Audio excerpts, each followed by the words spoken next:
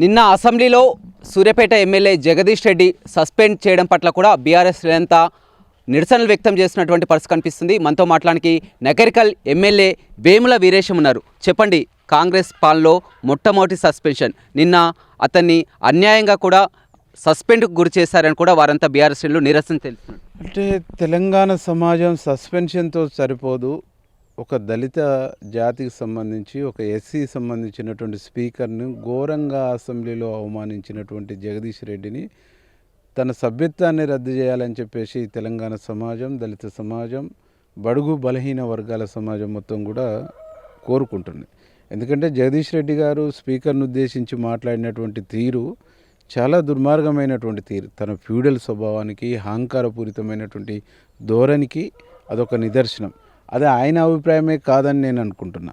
ఎందుకంటే ఆయన మాట్లాడుతున్నప్పుడు ముందు రైతుల గురించి ఏదైనా అవకాశం వస్తే నేను మాట్లాడాలనుకున్నాను, కానీ మా నాయకుడు, మాజీ ముఖ్యమంత్రి, ఈ ఎల్పీ లీడరు కేసీఆర్ నన్ను ఈ సందర్భంగా మాట్లాడమనటము నాకు ఈరోజు అవకాశం వచ్చిందని.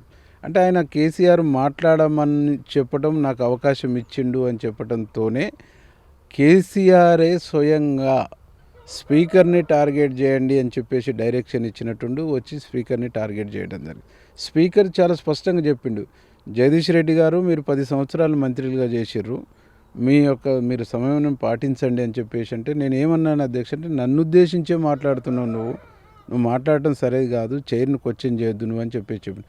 ఆ చైర్ నీది కాదు అని చెప్పేసి మాట్లాడు, మాది అని అంటే స్పీకర్ను క్వశ్చన్ చేసేటువంటి రైటు సభలో ఏ సభ్యునికి కూడా ఉండదు. స్పీకర్ నిర్ణయానుసారం స్పీకర్ యొక్క కన్సర్న్లోనే ఆ సభ అనేటువంటిది స్పీకర్ కంట్రోల్లోనే ఉంటుంది. సభ అంటే సభ ఒక్క మీ సొంతం కాదు, మీరందరూ కూడా పెద్ద మనుషులా వివరించాలి, కానీ ఏదైనా మేము చెప్పుకునే అంశం ఉందని కూడా అతను చెప్పినట్టు.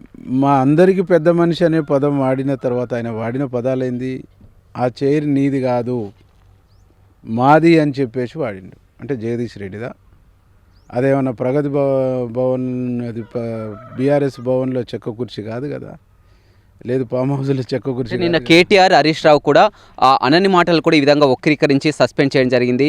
ఆమరణ దీక్ష కూడా చేస్తానని కూడా కేటీఆర్ చెప్పినటువంటి. ఆమరణ నిరాహార దీక్ష చేసిన, తెలంగాణ మొత్తం పొర్లు దండాలు పెట్టి తిరిగినా వాళ్ళు చేసినటువంటి తప్పులు, వాళ్ళు చేసినటువంటి పాపాలు యావత్ తెలంగాణలో ఉండేటువంటి దళిత సామాజిక వర్గం వాళ్ళను ఉపేక్షించదు, వాళ్ళని క్షమించదు. మొదటి నుంచి కూడా ఈ జాతుల పట్ల వాళ్ళు ఒక వివక్షత పూరితమైనటువంటి వైఖరితోనే ఉన్నాడు. ప్రణబ్ ముఖర్జీ వస్తే కాళ్ళ మీద పడ్డాడు, రామ్నాథ్ కోవింద్ వస్తే అట్లనే రాజేన్ బర్తరఫ్ చేశారు. అట్లానే బీసీలో వాదం మాట్లాడుతున్నారు, ఇలా ఈటల రాజేందర్ను బర్తరఫ్. ఇంత ఉంటుందా ఒకరికి ఒకలాగా, ఇట్లా దళితుడని ఒకలాగా ఈ విధంగా ఉంటుందని వాళ్ళ కాడ ఉంటుంది. వాళ్ళు దళిత వ్యతిరేకులు, దళిత జాతికి వ్యతిరేకము. వాళ్ళ దళిత జాతి అంటే వాళ్ళకు ఇష్టం ఉండదు, దళితులు అంటే వాళ్ళకి అసహ్యము. దళితులు అంటే రాజేన్ బర్తరఫ్ చేసిండ్రు. అంతకుముందు ఉన్నటువంటి కొప్పులీశ్వర్ మంత్రి ఉన్నప్పుడు ఆయనను కూడా అవమానించిండ్రు అప్పుడు ఉన్నటువంటి. అంటే ఈ వర్గాల పట్ల వివక్షత పూరితమైనటువంటి ధోరణితోనే ఉన్నారు. ఈరోజు శాసనసభ స్పీకరు ఒక ఎస్సీ కాబట్టి ఆయన నేను మైక్ అడుక్కోవాల్సి వస్తుంది, ఆయన పైన కూర్చుంటే నేను కింద కూర్చోవలసి వస్తుంది అనేటువంటి దానికోసం మాత్రమే ఇలా శాసనసభకు ప్రధాన ప్రతిపక్ష నాయకుడు రావట్లేడు అనేటువంటి చాలా స్పష్టం.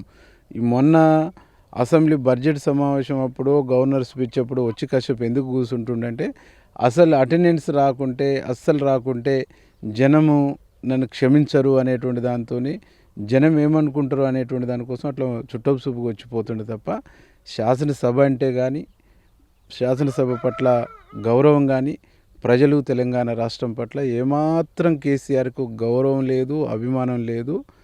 తను ఈ ప్రజలంటే ఒక ఓట్ బ్యాంకుగానే చూస్తాడు తప్ప ప్రజల్ని ప్రజలుగా చూసేటువంటి ఒక తత్వం కోణం వెనకలో లేదు.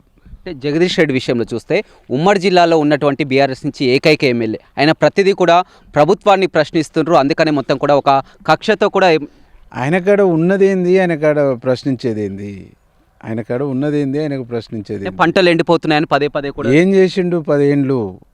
డిండి ప్రాజెక్ట్ డిండి పూర్తి చేయలేదు కదా, నక్కలగండి పూర్తి చేయలేదుగా, శివన్నగూడెం పూర్తి చేయలేదుగా, బ్రాహ్మణ వెల్లంలో పూర్తి చేయలేదు కదా, పిల్లాయిపల్లి ధర్మారెడ్డి పూర్తి చేయలేదుగా, నల్గొండ జిల్లాలో లిఫ్ట్లు పూర్తి చేయలేదుగా, సొరంగ మార్గం పూర్తి చేయలేదు కదా. ఏం చేసిండు జగదీష్ రెడ్డి?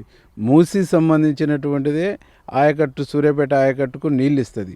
కానీ మూసీని ఏమన్నా కొంచెము బాగు చేసి 2 పంటలకు నీళ్లు స్టోరేజ్ అంటే అయ్యేటువంటి బ్రాహ్మణ వెల్లంలా మొన్న ఐటు పాములకి ఇట్లా అంతా కూడా జగదీష్ రెడ్డి అప్పుడు మంత్రిగా ఉన్నప్పుడు నీళ్ళయి బ్రాహ్మణ వెల్లంలో జగదీష్ రెడ్డి చేస్తే ఎన్ని వేల ఎకరాలకు నీళ్ళు ఇచ్చిండు?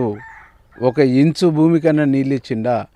ఐటుపాముల లిఫ్ట్ అనేటువంటిది ఈరోజు ఉత్తమ్ కుమార్ రెడ్డి గారు, మా జిల్లా మంత్రి కోమటిరెడ్డి వెంకరెడ్డి గారు చొరవ చేశారు కాబట్టి పైపులు వచ్చినాయి. ఇలా గాతు తీస్తారు, త్వరలో పైపు లేపించుతాం. బ్రాహ్మణ వెల్లంలో నింపినాం.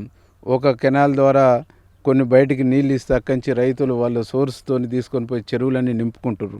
అంటే ఇదంతా ఈ 14 నెలల్లోనే సాధించినటువంటి ప్రగతిలాగా ప్రజలు చూస్తారు. పిలాయిపల్లి కాలువ, ధర్మారెడ్డి కాలువ నీ బినాములకు ఇచ్చుకొని దాన్ని ధ్వంసం చేసినాం.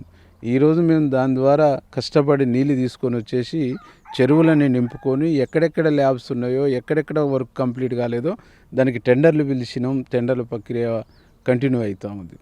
రైట్, చూడొచ్చు మొదటి నుంచి కూడా బీఆర్ఎస్ పార్టీకి దళిత వ్యతిరేక అని ఇవాళ నిన్న సభలో కూడా ఒక దళిత స్పీకర్ అని కూడా ఒక చిన్న చూపు చూడడం జరిగింది. మొత్తం మీద మొదటి నుంచి కూడా చూస్తున్నట్లయితే ఆ దళితులంతా కూడా అగౌరవపరిచేలాగా మాట్లాడతారు. నిన్న జరిగిలోది పూర్తి తప్పిదమని ఒక స్పీకర్ని పట్టుకొని ఏ విధంగా క్వశ్చన్ చేస్తారని కూడా ఎమ్మెల్యే వేముల వీరేశం చెప్తున్నారు.